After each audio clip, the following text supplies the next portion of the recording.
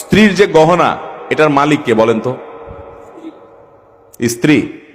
বুঝে শুনে বলতেছেন?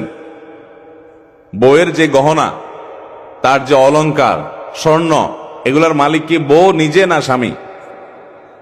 এবার বলে স্বামী। কথা উল্টে গেছে। দেখেন, আপনারাই সন্দেহের মধ্যে পড়ে গেছেন। আমি যে গোজামিল বলছি সাথে বলছি। আচ্ছা, বউ মালিক যদি হয়, তাহলে আপনি বিদেশ যাওয়ার সময় এই স্বর্ণগুলা যদি বউর কাছে বলেন যে স্বর্ণগুলা দাও বিক্রি করে, আমার ভিসা কিনে বিদেশ যাব, আমি বিদেশে গেলে আবার তোমার কিনে দেব।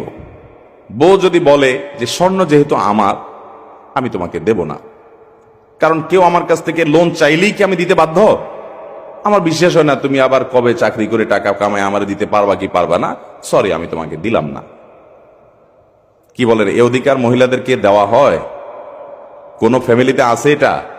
কোন মহিলা যদি এটা বলে, ওই ঘরের ভাত কি তার কপালে আর জুটবে? কি বলেন? তাহলে মহিলা মালিক কেমনে হলো? একটু আগে না বললেন মহিলা মালিক? তো মালিক হলে মালিকের এই দুরবস্থা থাকে? আচ্ছা, আরেকটা এক্সাম্পল নেই চলেন। যদি কোনো মহিলা বলে যে স্বর্ণ গহনা এগুলো তো আমাকে দিয়ে দিছো তুমি, তোমার বাপরা দিছে, তোমরা দিছো, বিয়ের সময় মহর হিসাবে দিছো, যেমনি দিছো। এখন যেহেতু এটার মালিক আমি, তো আমি এগুলো বিক্রি করে আমার ভাইটা বেকার আছে ওর দিয়ে দিব।